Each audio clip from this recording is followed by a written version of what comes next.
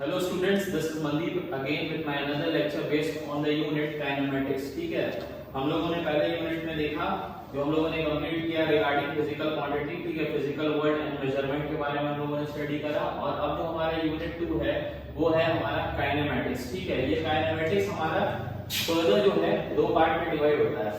ठीक है, पहला जो होता है मोशन इन अ प्लेन, और फिर दूसरा है हमारा पहला जो है motion in a straight line, और दूसरा जो हमारा है कि मोशन इन अ प्लेन। ठीक है, motion in a plane in a straight line.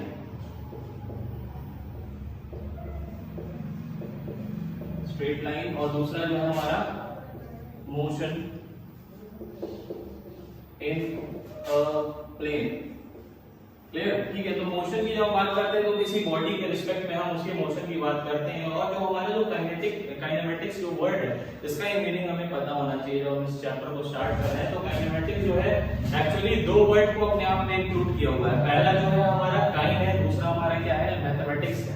ठीक है, तो जो काइन जो वर्ड होता है, क्लियर, जो काइन जो वर्ड है, दिस स्टैंड्स फॉर मोशन। ठीक है, और जो मैट्रिक्स जो वर्ड होता है, दिस स्टैंड्स फॉर मैथमेटिक्स। तो ऐसी हम बॉडीज के मोशन के बारे में बात करेंगे जिनको हम क्या करें, किसी मैथमेटिकल इक्वेशन या किसी अपने मैथमेटिक्स के हेल्प से हम उसके क्या करें, मोशन को हम क्या करें, सॉर्ट आउट करें। ठीक है, जब हम मोशन को सॉर्ट आउट करते हैं, जब मोशन के बारे में बात करते हैं तो हम बात करते हैं वेलोसिटी के बारे में, हम बात करते हैं एक्सेलरेशन के बारे में, हम बात करते हैं डिस्टेंस के बारे में कि किसी भी रेफरेंस पॉइंट को अगर हम लेते हैं तो उसके रिस्पेक्ट में हमारी बॉडी कितनी दूरी चली। उसी प्रकार से हम डिस्प्लेसमेंट के बारे में बात करते हैं। ठीक है, तो अलग अलग हम क्या करते हैं, फिजिकल क्वांटिटीज के बारे में बात करते हैं अपने किसमें, काइनेमेटिक्स के स्टडी में। ठीक है, तो हम यहाँ से अपने काइनेमेटिक्स का क्या कर सकते हैं, डेफिनेशन भी हम लिख सकते हैं कि व्हाट इज काइनेमेटिक्स। ठीक है, तो if you want to write the definition of kinematics,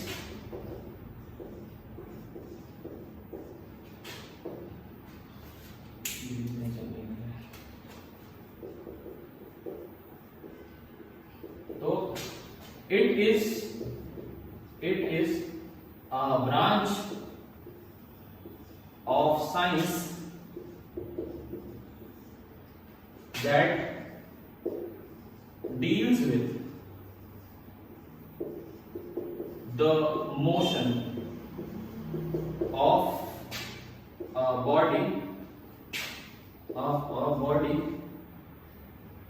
without a reference of any external force causing motion। ठीक है, तो इस काइनेमेटिक्स में हम क्या करेंगे, ऐसी बॉडीज के मोशन के बारे में स्टडी करेंगे जिन पे क्या हो, कोई भी फोर्स का इन्फ्लुएंस हमें देखने को ना मिले जो कि उसके मोशन में या फिर उसके मूवमेंट में क्या हो, जिम्मेदार हो। ठीक है, तो हम इसमें क्या करते हैं, काइनेमेटिक्स में हम motion with the help of mathematics, हम कुछ मैथमेटिकल इक्वेशंस की हेल्प से, कुछ मैथमेटिकल नॉलेज की हेल्प से हम क्या करेंगे, अपने मोशन को हम किसी भी बॉडी के हम डील करेंगे। ठीक है, तो अगर हम काइनेमेटिक्स को पढ़ते हैं तो हमें सबसे पहले पता होना चाहिए कुछ क्वांटिटीज के बारे में। ठीक है, प्रीवियस यूनिट्स में हम लोगों ने पढ़ा तमाम तरह की फिजिकल क्वांटिटीज के बारे में हम लोगों ने देखा।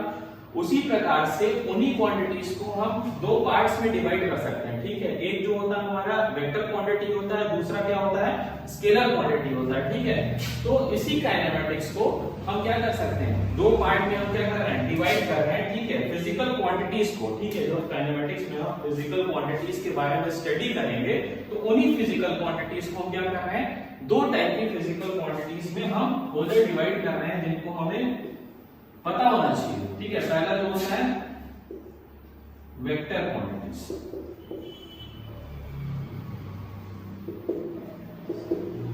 दूसरा जो होगा हमारा होना चाहिए scalar quantities.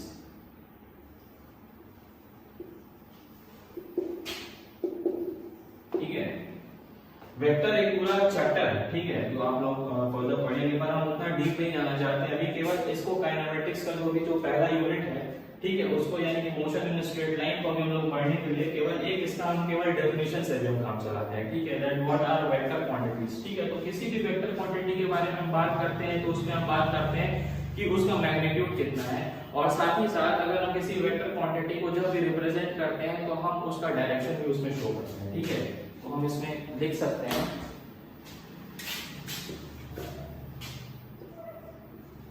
these quantities have direction and magnitude, ठीक है। तो ऐसी फिजिकल क्वांटिटीज या ऐसी क्वांटिटीज जिनका क्या हो, डायरेक्शन भी हो और साथ ही साथ क्या हो, मैग्नीट्यूड भी हो, तो उन क्वांटिटीज को हम क्या कहते हैं, that such quantities are vector quantities. In the same way, if we talk about scalar quantities, then we can say that these quantities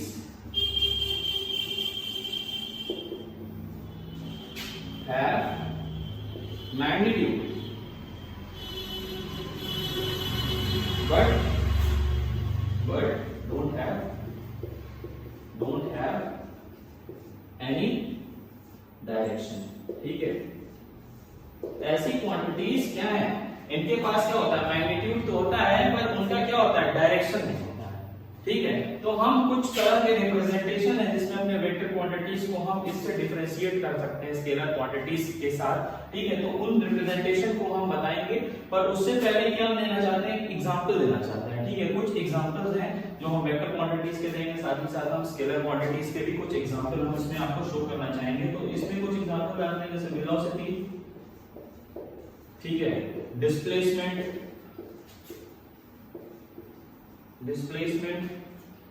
और एक्सेलरेशन, ठीक है, एक्सेलरेशन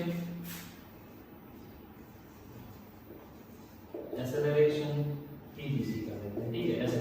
तो ये क्या है, ये कुछ एग्जांपल किसके हैं, वेक्टर क्वांटिटीज के कुछ एग्जांपल है। अब अगर हम इनको रिप्रेजेंट करते हैं तो v को हम ऐसे रिप्रेजेंट करते हैं इन टर्म्स ऑफ वेक्टर, ठीक है। We want to represent v in terms of vector, तो हम क्या करेंगे, स्मॉल v और ऊपर उसके एक राइट हैंड साइड में क्या करेंगे, एरो को शो कर देंगे, जो क्या बता रहा है, वेलोसिटी के डायरेक्शन को शो करता है, ठीक है। तो वेक्टर रिप्रेजेंटेशन। उसी प्रकार से अगर डिस्प्लेसमेंट के बारे में हम बात करें और अपने डिस्प्लेसमेंट को हम s से रिप्रेजेंट कर रहे हैं, तो उसको वेक्टर फॉर्म में अगर हम लिखना चाहें तो कैसे लिख सकते हैं, इस प्रकार से लिख सकते हैं। उसी प्रकार से हम एक्सेलरेशन को स्मॉल a से रिप्रेजेंट करते हैं, और ये क्या होता है, ठीक है।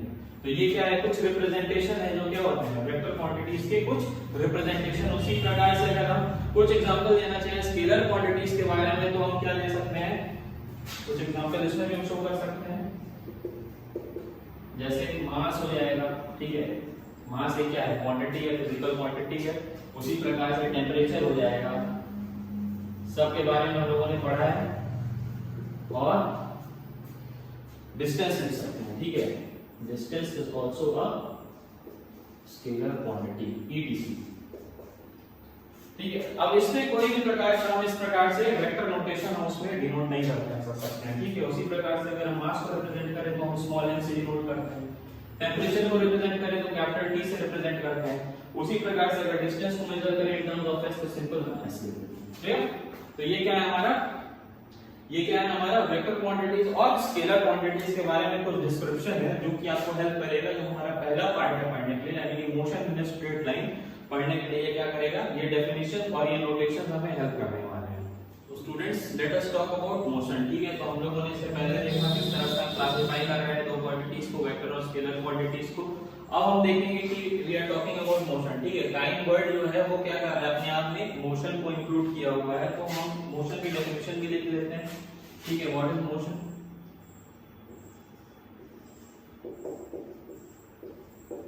तो मोशन के बारे में बात करते हैं तो हमारा क्या होना चाहिए, एक रेफरेंस पॉइंट होना चाहिए, ठीक है।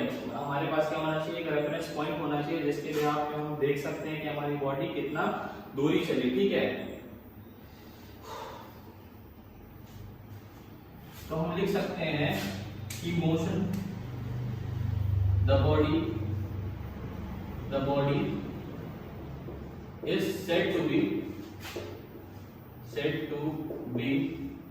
in motion if its position, ठीक है, if its position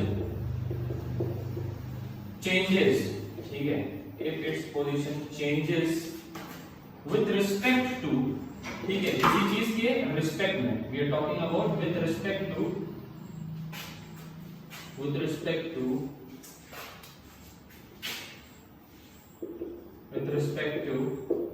the surrounding,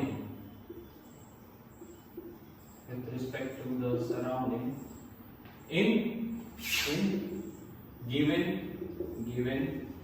interval of time, ठीक है, interval of time, ठीक है, इसी निश्चित समय के गैप में हमें क्या दिख रहा है कि हमारे बॉडी का मोशन दिख रहा है, यानी कि पोजीशन में चेंजेस दिख रहे हैं विद रिस्पेक्ट टू सराउंडिंग, ठीक है। फॉर एग्जांपल अगर हम मान लेते हैं हमारा ये पॉइंट ए है, ठीक है, this is the reference point, ठीक है, इसको हम क्या ले रहे हैं, दिस इज रेफरेंस पॉइंट, और ये हमारी बॉडी है, ठीक है। यहाँ पे हमारा क्या है, एक ऑब्जर्वर के पास हमारी क्लॉक है, ठीक है, जो टाइम मेजर कर रहा है, clear.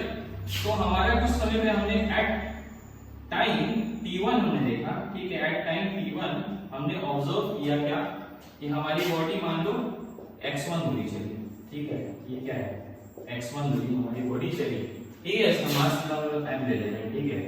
And in the next time, ठीक है, t2, ठीक है, यहाँ जब t2 ऑब्जर्व किया तो हमारा मास जो था वो चल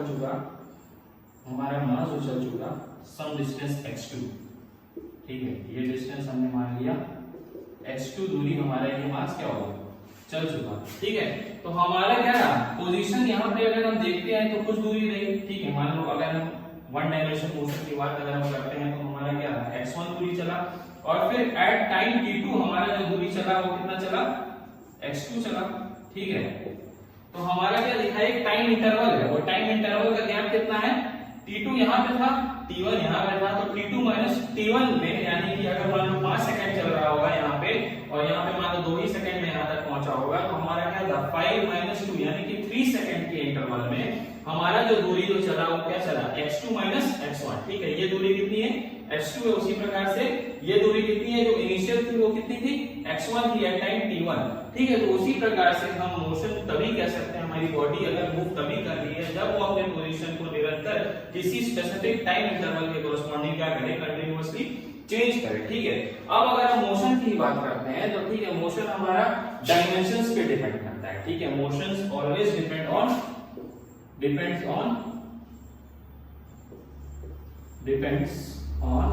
डायमेंशंस, ठीक है। अब ये जो डायमेंशन है, ठीक है, ये जो डायमेंशन है, ठीक है, ये वो डायमेंशन नहीं है जो हम लोगों ने अपने प्रीवियस यूनिट में पढ़ा, ठीक है। ये जो डायमेंशन है ये एक्सिस को रिप्रेजेंट करता है, this cannot be represented in terms of m, l or t as in the previous class, ठीक है, we have discussed as comma, ठीक है, we have discussed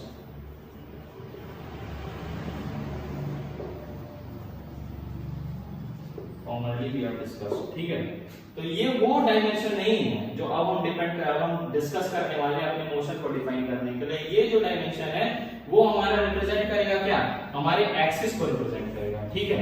ये जो हमारा डायमेंशन है वो इसको रिप्रेजेंट करेगा, हमारे डिफरेंट एक्सिस को रिप्रेजेंट करेगा, ठीक है। तो मोशन जब हम स्टडी करते हैं इन स्ट्रेट लाइन, तो हमारा मोशन जब हम स्ट्रेट लाइन की बात करते हैं तो ये वन डायमेंशन मोशन भी हो सकता है, ठीक है।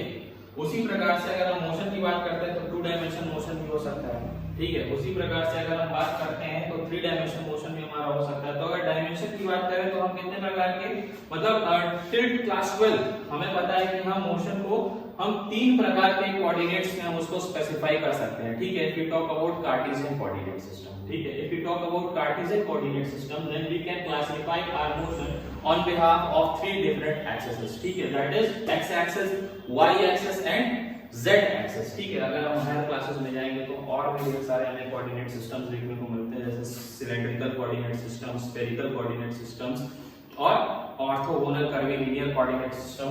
तो अभी जो हमें डील करना है, अभी जो हमें मोशन को अपने दिखाना है वो किसके टर्म्स में दिखाना है, केवल हमें कार्टेशियन कोऑर्डिनेट सिस्टम के बारे में बताना। So students, now we talk about motion in one dimension, ठीक है, मोशन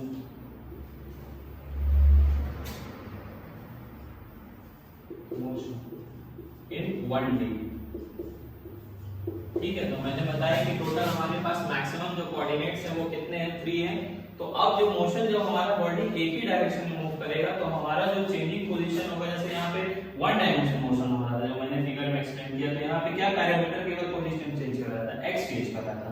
ठीक है, किसी टाइम पे x1 है, किसी टाइम पे x2 है, किसी टाइम पे x3 होगा। उसी प्रकार से हम इसका डेफिनेशन अब हम यहाँ पे लिख सकते हैं, अपने मोशन इन 1 डायमेंशन का क्या लिख सकते हैं, डेफिनेशन हम लिख सकते हैं। तो इसमें लिख सकते हैं 1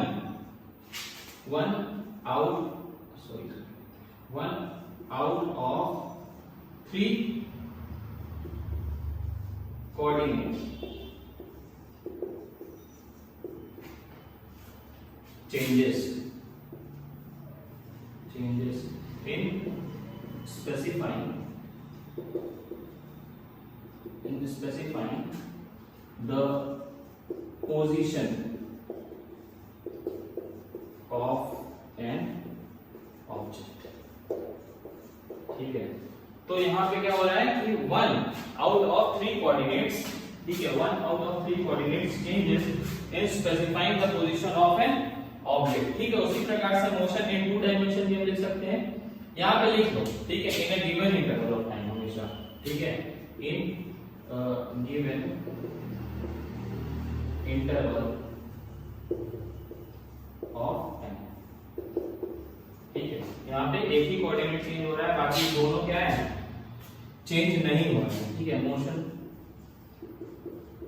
इन 2D भी लिख सकते हैं इसी प्रकार से हम लोग। ठीक है, तो सारा स्टेटमेंट वही रहेगा। ठीक है, इसमें केवल हम लिख देंगे 2 आउट ऑफ 3 कोऑर्डिनेट। ठीक है, 2 आउट ऑफ 3 कोऑर्डिनेट चेंजेस। ठीक है, इन स्पेसिफाइंग द पोजीशन, बाकी एडिटर्स जो ऊपर। ठीक है, बाकी स्टेटमेंट वही रहने वाला है। ठीक है, उसी प्रकार से मोशन इन 3 डायमेंशन भी लिख सकते हैं, इन 3D भी लिख सकते हैं। ठीक है, तो मोशन इन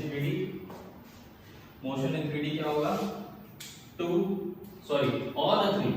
ठीक है, ऑल द 3